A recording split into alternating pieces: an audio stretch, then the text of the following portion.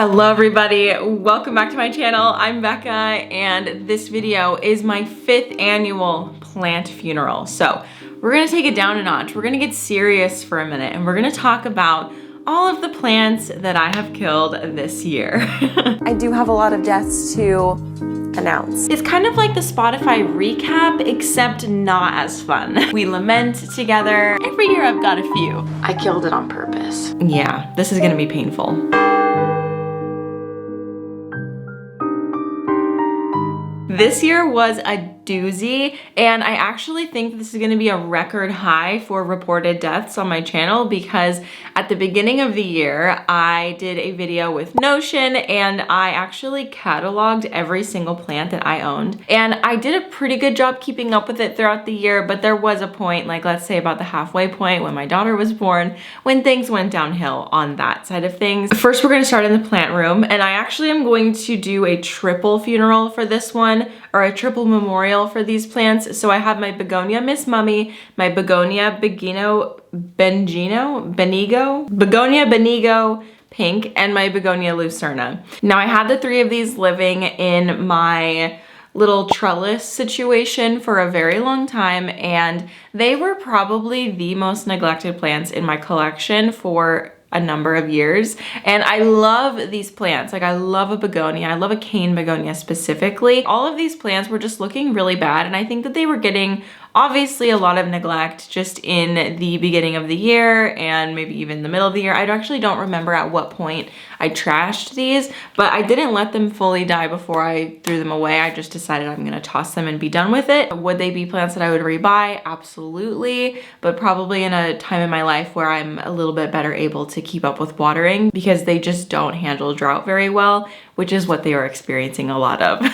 Oh my gosh, the Peperomia string of pearls. If you know, you know. Okay, this is a plant that has just stuck around in my collection for so long, so it is kind of sad to see it go, but at the same time, I feel a lot of relief. Where did I get this from? I ordered it online and I thought that it would come in a much bigger pot, but it came in like a tiny little 2-inch pot.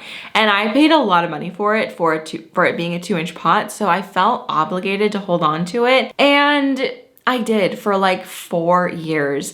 And eventually, I'm assuming sometime this year, I really don't remember what happened to it. I think I probably just got sick of it and tossed it finally. And then right after that one, I have the Aglaonema Silver Bay. This one I actually tossed when I got back from visiting my parents, because if you didn't know, I visited my parents for like 3 weeks, and during that time, whoa, the sun is joining us, hello. And during that time, I had Daniel take care of the plants, and I actually forgot to tell him to water them. 2 weeks had gone by, and that plant was already looking really bad. I think it was a result of the spider mites, thrips, double whammy that we experienced this year. It just was looking really bad. It's not a plant that I mind rebuying, and it actually has inspired a video that I'm gonna film. I need to check and make sure I haven't already done this, but I wanna do a video that is like plants that I will always rebuy, even though it dies, because I love the Aglaonema Silver Bay so much.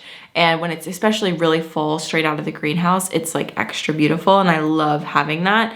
But yeah, after a couple of years, I've just noticed for me, they end up looking a little bad. And maybe I could do some like chopping and propping, and that would make it look a little bit better and extend the life of that singular plant. But honestly, it's not an expensive plant, and I don't mind just tossing it and buying a new one.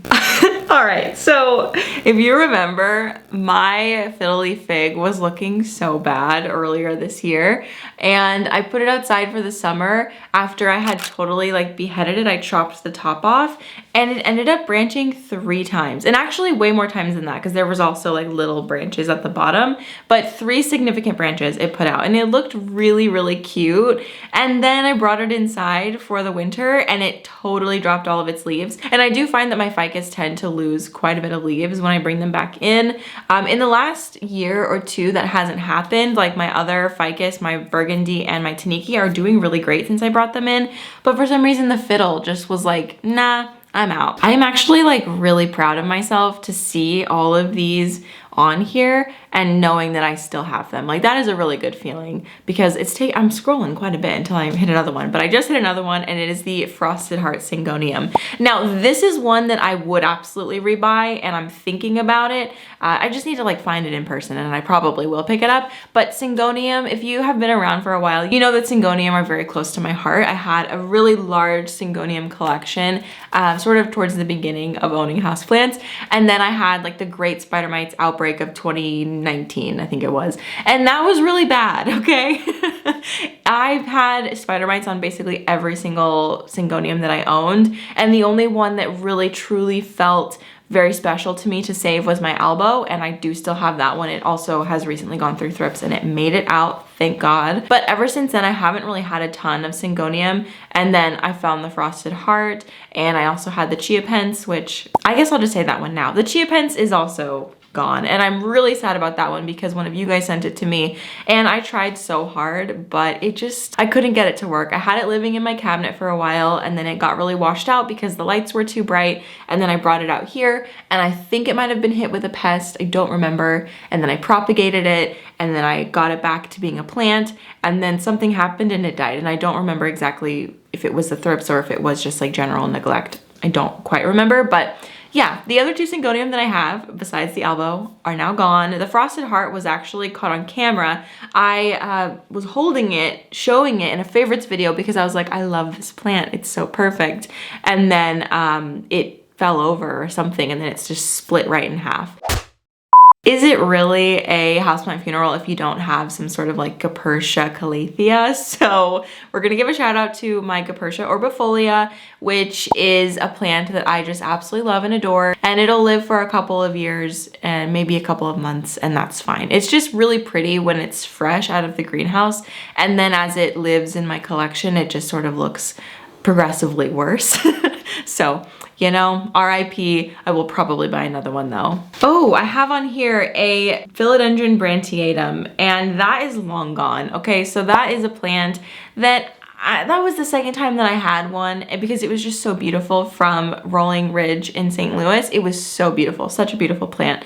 And you know, as they do, it just slowly started looking worse and worse and worse and worse. If I ever did that one again, I would probably opt to grow it upright just because I think that the leaves, well, the whole point of the plant is that it has that really beautiful like silvery speckle, and you can't see that really if the leaves are like minuscule. Ooh, this one's sad. Okay, so a friend gave me in a trade a Hoya compacta Manaloa, and it was so beautiful and so cute, and it was so special that it was like an offcut, and I think there were 3 of us that had a piece of this plant, but it just was not doing well. And honestly, I probably should have put it in my cabinet to like rehab or something like that. But I didn't have enough room in the cabinet to begin with. And then also I don't know, my mind was in other places this year. But it is one that I would rebuy because I do really enjoy the way that it grows. And I find Hoya are very forgiving and easy and simple to take care of. Probably the saddest death that I'm reporting this year. After a very long, hard battle, my philodendron mammii is officially gone. And I'm really sad about this one actually. I know this video is like pretty lighthearted, but this is a plant that I worked so hard to keep alive and to save multiple times, and finally it was done. The thrips got a hold of it essentially. So this is the plant that I imported from Indonesia, my first ever import, and it was when I put it down on the list, I really wasn't expecting much. Like it wasn't the plant that I had my eyes on really for this import, and then I opened it and I was like transformed. Like instantly, I am a big leaf philodendron person after seeing this plant. It initially got root rot at my apartment in Tucson, like right before we moved here to Missouri. And so I was obviously gutted about that, but I was like, no, we're gonna save the plant. So I cut it off, I put it in water, and I transported it here in water. And then all of the leaves died from probably shock of the move and everything else. So then I propagated the stem via wet stick propagation, which is a really long process, but it worked and it finally started putting out new leaves. And you know, it was never the same as it was before. So I guess you can say this has been like a really long drawn out death that like I should have known was coming, but I don't know. I was really hopeful that it would eventually get back to being like like those long stems with the huge leaves, but it just kind of had short stems and like average size leaves. And I brought it into this room right at the start of the thrips infestation, and I didn't know that I had thrips in here at the time. And yeah, they got it. And honestly, by the time I noticed, it was within like a day. I swear to you, it was within a day it happened. The leaf was like shrunken and dead and like really bad, really bad. Super sad. RIP to one of the OGs, honestly. I'm super sad to report that. The Burley Marks Fantasy, I got this as a gift from Adam years and years ago, and I had been holding on to this plant for so long. I feel like that's the theme of this section of plants, is I held on for a really long time and I tried so hard. I did everything I could to save it, all the methods of propagation. I even put it in the cabinet for a while, but all in all, it just was like, now we're done. So it died. Begonia brevimosa. Oh, that was the pink one. Okay, so the brevimosa is like the neon pink begonia, and it is so beautiful. This is one that I would rebuy because it was amazing. So beautiful. But yeah, it just eventually started getting like really long stems, and I don't know, I think it might have been not in the best health, so I chopped it and I attempted to propagate it, and it never came back. She never fulfilled her original glory. Okay, so I have written down here the Banto Sensation Sansevieria, and I'm pretty sure that I tossed this pretty early in the year. I don't quite remember, but I think that it just was going downhill, and that plant actually had a sort of like weird history, and I don't know, I just kind of was like, you know what, I've been holding on to this for basically no reason, and this plant and the story behind it kind of makes me uncomfortable. Okay, I believe that we are at the end here, and I'm seeing like 4 plants real quickly, so I'm just gonna name them. The Philodendron Florida, I bought this one off of a Facebook like purge page, auction situation, and I thought that I was buying a Florida Beauty, okay, because I'm silly. I was not thinking, and I was just typing sold really fast, and it turned out to just be a regular green Philodendron Florida, and I held on to that plant for, again, way longer than I probably needed to or should have. This is the year where I do that no longer, okay, because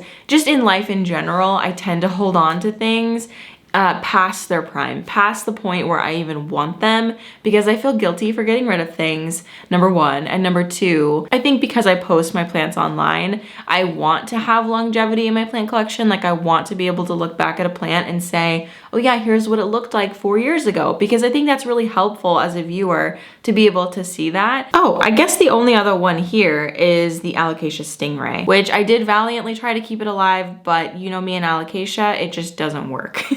I've finally accepted my fate with them. Like, I don't think I'm ever gonna buy another one again. Like, they're so fun to enjoy at the store, but it's just one of those genuses that I am just not even gonna buy. It just pisses me off so much that I cannot keep them alive. I've tried everything, I swear. I cannot do it. I'm not looking for advice, I'm just looking for solidarity. All right, guys, that is the end of the 2023 houseplant funeral. I am always so happy to make these videos because number one, I always want to normalize plants dying. It happens. Number two, plants dying is not always a bad thing. Sometimes it teaches you a lesson. I feel like every time a plant does die, I learn something new, either about myself, plant care, or that plant in general, and I can move into owning that plant again or any other plant again with that new knowledge. You know, this year I lost a lot of plants to thrips, but now I know how to get rid of thrips. You know, I know now what the signs are that thrips is happening, and now I know how my plants will do under extreme drought situations. So which ones are a little bit stronger than others? I just think that it's important to know that it happens, and it doesn't mean you're a bad plant parent, okay? So take that knowledge into this new year. Thank you so much for watching my channel this year. If you've come here this year and you are a new subscriber as of 2023, definitely comment down below and say, hey, I'm so excited to have you in the new year for 2024. My channel is turning 5 years old, which is insane. I've been doing this for 5 years. Like, I'm amazed. And I'm so happy to be doing this for another year. Thank you guys so much for watching. Make sure you're subscribed if you're not already, and I will see you in the next one. Bye.